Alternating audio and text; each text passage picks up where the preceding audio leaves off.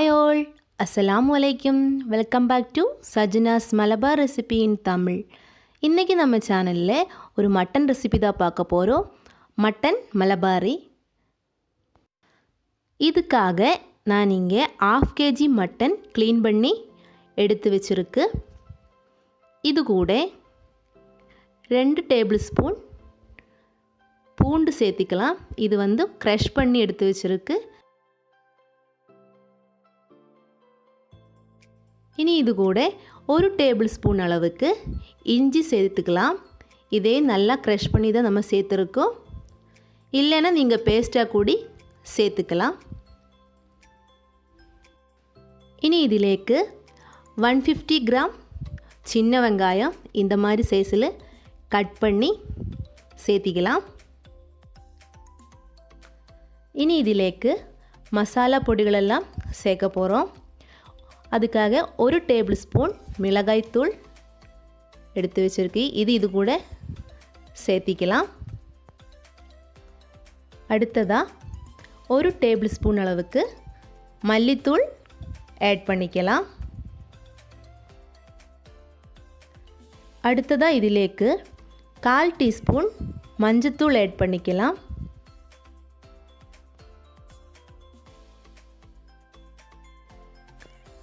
அடுத்ததாக 1/2 டீஸ்பூன் அளவுக்கு சோம்பு பவுடர் சேர்த்துக்கலாம்.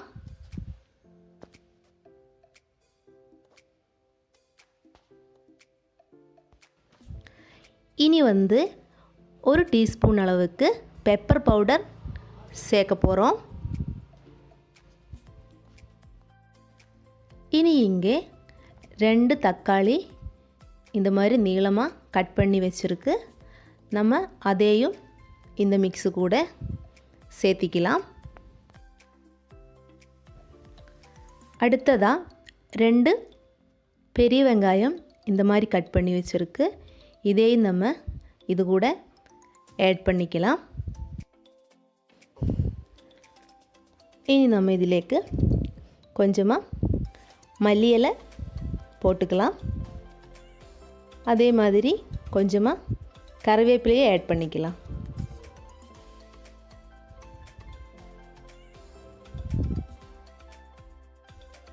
இனி இதிலேக்கு தேவையான அளவுக்கு உப்பு சேர்த்திக்கலாம்.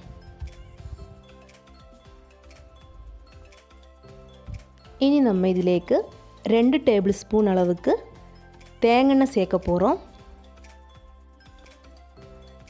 இனி இதெல்லாம் சேர்த்தி நம்ம கை வச்சு நல்லா மிக்ஸ் பண்ணி எடுக்கலாம்.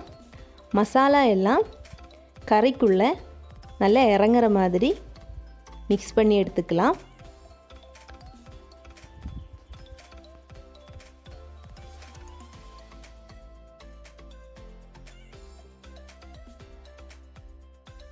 இப்போ இங்கே நல்லா மிக்ஸ் பண்ணி எடுத்தாச்சு. நம்ம இனி ஒரு மூடி போட்டு 1/2 மணி நேரம் மூடி வச்சிடலாம். 1/2 மணி நேரத்துக்கு அப்புறம் பார்த்திங்கன்னா நம்ம மசாலா எல்லாம் மீட்டு கூட நல்லா மிக்ஸ் ஆகிடுச்சு. இனி வந்து நம்ம இது குக் பண்ண போகிறோம். அதுக்காக நான் ஒரு குக்கர்லேக்கு இது மாற்றிருக்கு. நல்லா மூடி வச்சதுக்கப்புறம் 4 விசில் வர்ற வரைக்கும் நம்ம வெயிட் பண்ணலாம். இப்போ இங்கே 4 விசில் வந்தாச்சு. நம்ம மீட்டு பர்ஃபெக்டாக வெந்துடுச்சு. இந்த வெங்காயம் தக்காளி இருந்தே நல்லா தண்ணி இறங்கியிருக்கு. நம்ம தண்ணியே ஊற்றாம தான் இது வேக வச்சோம். இன்னும் அடுப்பில் ஒரு கடாய் வச்சுக்கலாம். அதில் 3 டேபிள் ஸ்பூன் தேங்காய் ஊற்றிருக்கு. எண்ணெய் காஞ்சதுக்கப்புறம் ஒரு சின்ன சைஸ் பட்டை இந்த மாதிரி 3 கட் பண்ணி இதில் போட்டிருக்கு. அது கூடயே 3 கிராம்பு ஆட் பண்ணியிருக்கு.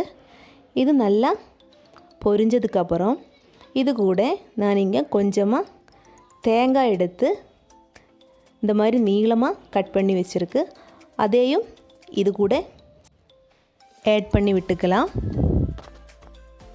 தேங்காய் கொஞ்சம் கலர் மாதிரி ஒரு ப்ரௌன் கலர் ஆகிற வரைக்கும் நம்ம இது வந்து மிக்ஸ் பண்ணி எடுத்துக்கலாம்.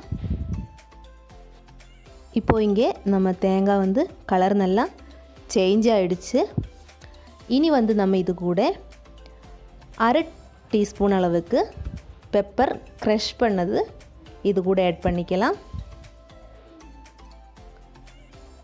கொஞ்சமாக கறிவேப்பிலையை ஆட் பண்ணிக்கலாம். நல்லா மிக்ஸ் பண்ணி விட்டுக்கோங்க. அந்த ஃப்ளேவரெல்லாம் எண்ணெய்க்குள்ளே இறங்குனது வரைக்கும் மிக்ஸ் பண்ணிக்கோங்க. இனி நம்ம வேக வச்சுருக்கிற மட்டனை இது கூட ஆட் பண்ணிக்கலாம். நல்லா மிக்ஸ் பண்ணி எடுத்துக்கோங்க. நீங்கள் இது ஒரு கிரேவியாக கூட பண்ணிக்கலாம், இல்லைன்னா ரொம்ப ட்ரை ரோஸ்ட்டாக கூட பண்ணிக்கலாம். ரெண்டுமே டேஸ்ட்டாக தான் இருக்கும். நான் இங்கே செமி கிரேவியாக தான் இதை எடுத்துருக்கேன். கொஞ்ச நேரம் அப்படியே கொதிக்க விட்டுருங்க.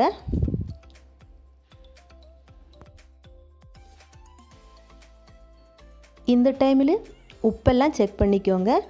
உப்பு பத்தலைன்னா ஆட் பண்ணிக்கோங்க. இப்போ இங்கே நம்மளோட டேஸ்டான மட்டன் மலபாரி ரெடி ஆகிடுச்சு. நீங்கள் கண்டிப்பாக ஒரு தாட்டி வீட்டில் ட்ரை பண்ணி பாருங்கள். ஒரு வெரைட்டியாக இருக்கும் இது.